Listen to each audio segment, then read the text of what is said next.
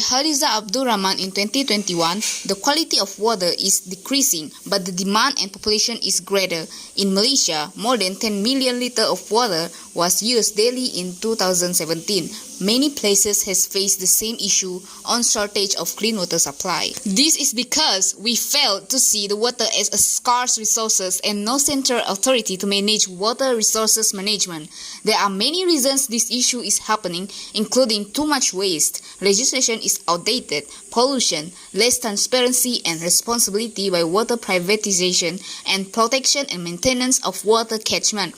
But in this presentation, we will only focus on two factors that lead to the water shortage issue in Malaysia.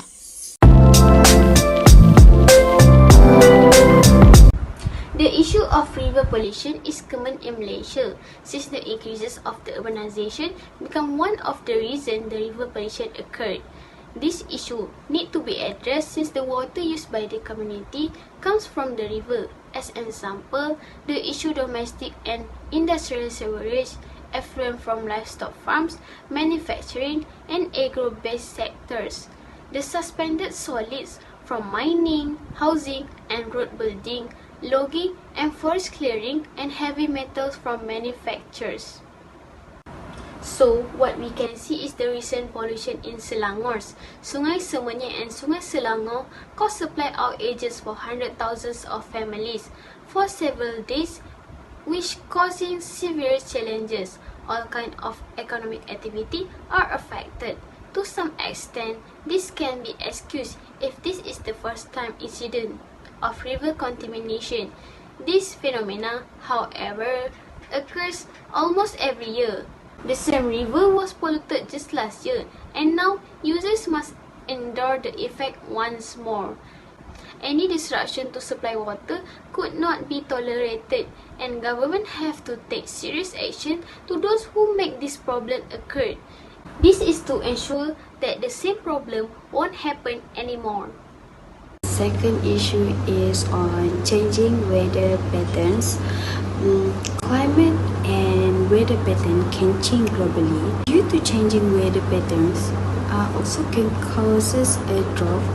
Drought can happen when a continuous and long period when rainfall is significantly lower than the average expected for a country or region at that time of year.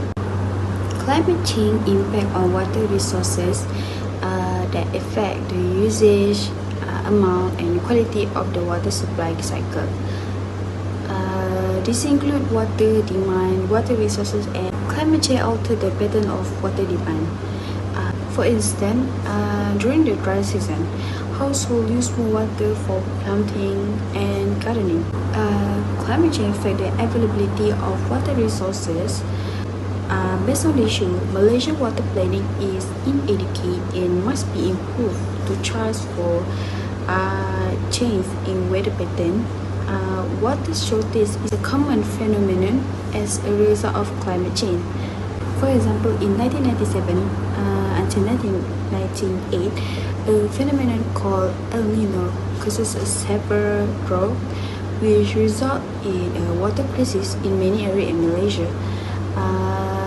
The El Nino phenomenon involves change in atmospheric pressure. The experience when El Nino hit in 1997 until 1998 was painful, especially for the people in the Klang Valley, when about 1.8 million people had to face water rationing for 6 months.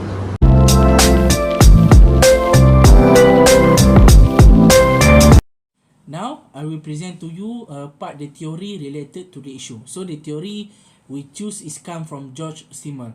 So, he born in Berlin, Germany in 1858. He is the sociologist, philosopher and also author. He also known as a father of urban sociology. So, he studied about the how urban life shape individual experience, known as Blase urbanite. Okay, how the urban life shape individual experience according to Francisca Perry 2018. When we shape our local area through physical changes or social social activities, we collectively define its identity. Winston Churchill said, "We shape our buildings, thereafter they shape us." Okay.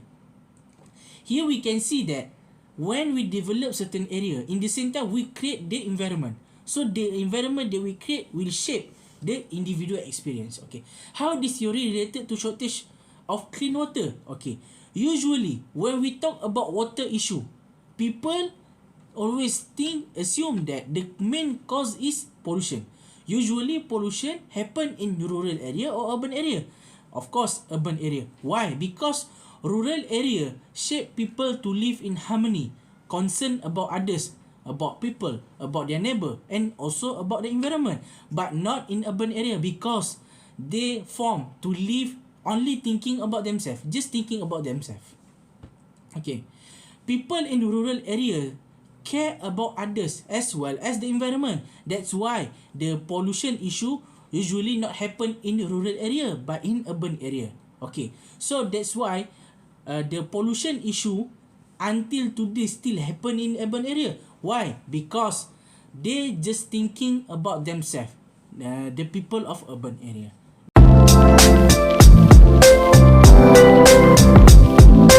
Hello, my name is FELINCY and I'm going to explain on the analysis part. It is true that urbanization has constantly increases the demand of water. In Putrajaya, for instance, it was estimated in 2030 the population will rise to 150,124 people, with average demand of water in each household will be 850,700 liters per day. We agree that the changing in weather pattern is a cause of shortage of water from climate change to drought. However, we cannot control the weather. Can you? But we can control ourselves by starting with the smallest changes at home through water efficient systems, tools and machineries, and don't forget to save water and control our wastage as well as reduce our carbon emission for the sake of our climate change. Another factor is obviously from the human activities. We clear the land just for development and economic purpose, and this also contributes to the issue of water shortage. In Johor, for instance, the water treatment plant has closed multiple times in a year due to contamination from the industry. Therefore, the authorities are advised to act fast in dealing with these issues. So, we think that the theory from George Simmel is the most related to the issue that we have selected. Humans' ignorance and behavior is the factor that contribute to the issue in urban. In short, the impact in urban has influenced the individual lifestyle. However, Friedrich Engels discussing capitalism only aims for the money and development, but they forgot to care on the impact that they cause, which has suffered the low people, especially in the urban area. The first solution to overcome water shortage issue is by the consumption of underground water. So we can utilize and optimize the groundwater in our country as a solution for water scarcity issues in urban area. So Malaysia is estimated to have about 5,000 billion cubic meters of underground water, with the capability to process about 64 billion cubic meters a year. So basically, the groundwater reserve is huge and also capable to serve as an alternative source for the country. So government had also proposed to build more water catchment areas or reservoirs to meet the needs and also demand for domestic water supply and irrigation up until 2050, according to our Prime Minister Dato' Ismail Sabri in the National Water Resources Study. The second solution is by the introduction of cloud seeding technique. So basically, cloud seeding is a weather modification techniques that improve a cloud's ability to produce rain. Cloud seeding is a process of releasing chemicals such as sodium chloride and magnesium oxide into the air from the aircraft, which may encourage water droplets to form and also rain to fall. So since drought seasons will affect the water levels at dams used for domestic consumption and also agricultural activities, this can be considered as the most suitable and applicable solution in order to increase rainfall and overcome water scarcity issues due to changes in weather patterns. Other than becoming solution for drought season, cloud seeding technique can also be used for other several environmental issues such as heat and also forest fire.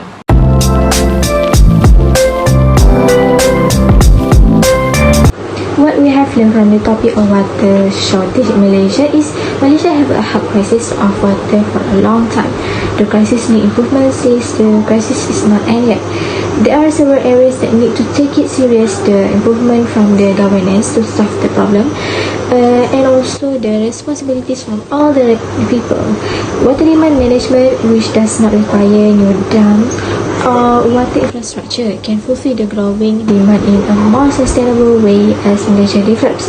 The negative effect of development for some activities on the environment due to ecosystem damage, which includes hurting air, water, food, soil and flora and fauna.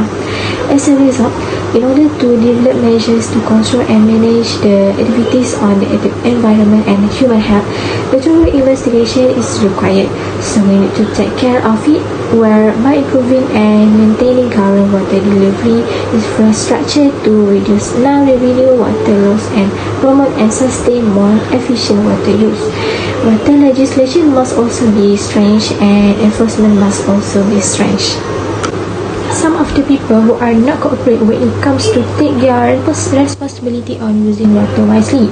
All development project that involve water should require public engagement in water resource management, while it is acknowledged that governments and authorities bear a substantial amount of responsibility for the management of these water resources. All stakeholders, including consumers, could be involved. The people might then volunteer their services to micromanage their local communities' water resources. There might also be training seminars and workshops where the youth and community can learn together on the ground how to identify these concerns and how to effectively and cooperatively manage them.